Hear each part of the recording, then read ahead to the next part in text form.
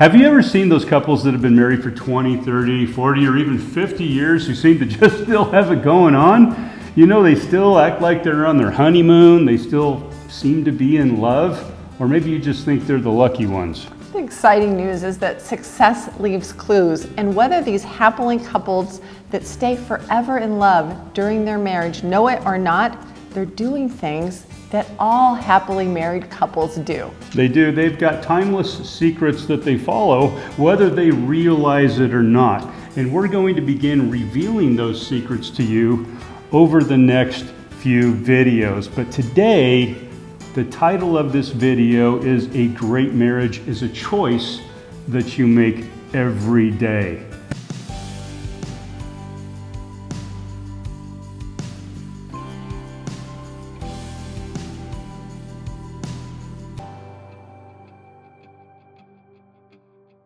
In the beginning, we started our relationships with a lot of intention. We made choices all the time.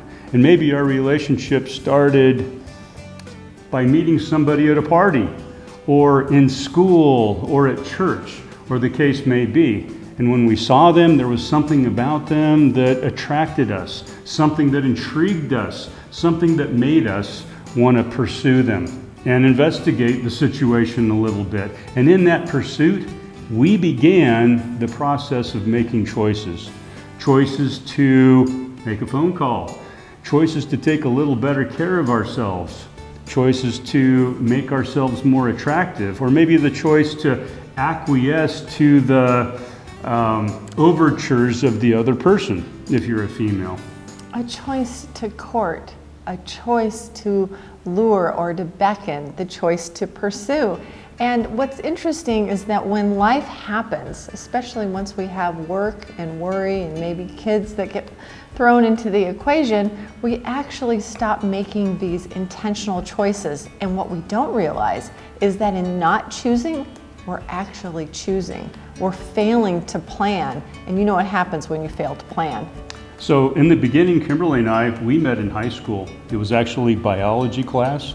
She walked in one day and I uncharacteristically was the first person in class, and I was sitting in the back row, and here walks in this girl with painted on pink jeans, and my eyes were glued to her derriere. Hot pink. But being the kind of guy that I am, I immediately diverted my eyes to her beautiful long hair and lips and eyes and nose. In any case, I decided to approach Kimberly and kind of give her the sniff test, which she passed with flying colors. But that was the beginning for us, and I chose to pursue Kimberly. And for me, pursuing was taking better care of myself. It was dressing a little better. It was increasing the quality of my conduct around her. It was calling. It was making overtures. It was putting my attention and my focus into her where otherwise it would be someplace else. And so there our relationship began. Choice after choice after choice that led up to, ultimately, our marriage. That is not where these choices stop. These choices must continue, and we call that process, at least we used to, courtship. Courtship isn't something you do up to get married. Getting married isn't the prize. Okay, most guys think that their woman is the prize. She is the prize, but she is a prize that you've got to spend the rest of your life pursuing. Tad is bringing to the forefront what you do up until the time that you get married. But even more importantly, post-marriage is what you do. And just as he's identifying choosing your mate, choosing to pursue your mate, when you're married and you have a family together, you have to choose your mate on many, many levels. You choose your mate over the kids.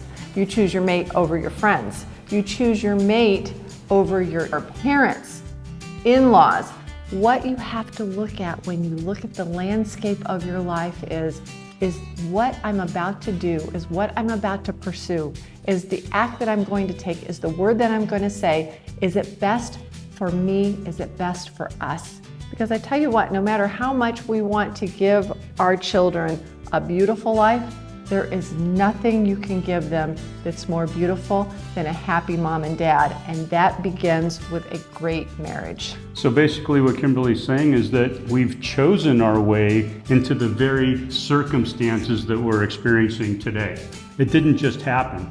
I mean, after 20 or 25 years of focusing on our careers, focusing on our kids, focusing on everything that life and our culture throws at us, we've ended up in this place of marital no man's land, marital wilderness, if you will. And so we often ask ourselves, how did we get here? Well, we got here by the little choices that we make, whether with intention or by default. And when we make choices by default, and we're not choosing our relationship, we're not choosing each other, we're not choosing our mate, we're not choosing to communicate, and we're not choosing to spend time together, and we're not choosing to collaborate on our lives together, we're allowing the world by default to make those choices for us. And there's only one place that we can go.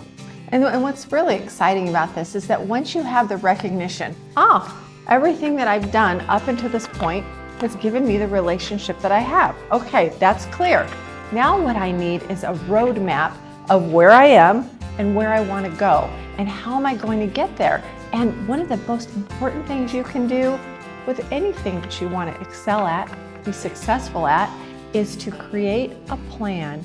And with that plan, you want to make doing the right things easy and the wrong things difficult. So for example, I choose my husband. The very first thing when I get out of bed and I want to exercise, I want to spend quality time with him, possibly, it's to exercise together. But the key is that I'm intentional in setting aside the time first thing in the morning, so that no matter what his schedule is, or my schedule for that matter is, I'm planning the night before to get to bed early enough so that we can actually connect. We can get up early enough to connect. And I'm also thinking, if I have kids, if I have work and I'm super busy, well, guess what? I don't want to be a wife that says, you know what, honey? I'm sorry, there's just nothing left of me to give you when you show up tonight at 6 or 7 o'clock, because I'm spent. That means making the choice early on with intention that I'm going to take that power nap. I'm going to do that meditation. I'm going to do that 10 minutes of Wim Hof, so that when my spouse comes through the door, I can choose him all over again and do the things that need to be done to keep us tight and forever in love. It's choosing to make sure that you connect and kiss and hug before you leave for the day. It's choosing to connect with your mate before you do anything else. It's choosing to have a coffee or a lunch with them instead of a coworker throughout the week. It's choosing to go for a bike ride with your mate on Sunday instead of playing golf with your buddies. It's choosing what the world is influencing us and distracting us with. It's choosing your mate over those things. It's making choices like to connect sexually, even when you don't feel like it. And you know what? There's a movie that I saw that was kind of a slapstick, satirical comedy called A Million Ways to Die in the West. Well, there's a million things that are happening to distract you from being connected, from being loving, from being romantic, from being in a growing, thriving relationship. So if you're not doing your relationship with intention, and you're not consciously choosing each other, literally on an hour-by-hour basis in your life, the world will tear you apart. The world will distract you. The world will pull you apart.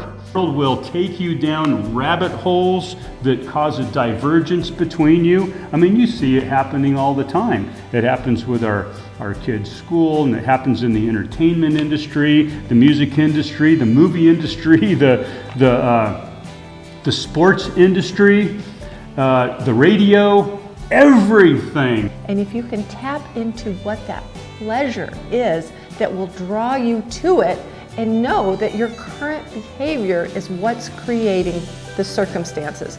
If you think your husband's a nasty beast, if you think your wife is a then you need to ask yourself, what are you doing that's creating the environment for this experience? And know that if one of you changes, the experience has to change. It is science.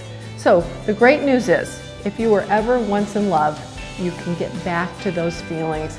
But what you cannot ever get back is a lost opportunity to say, I love you, I want you, I want things to be different. You can never get back an unkind word or the opportunity to say something that's meaningful to that person.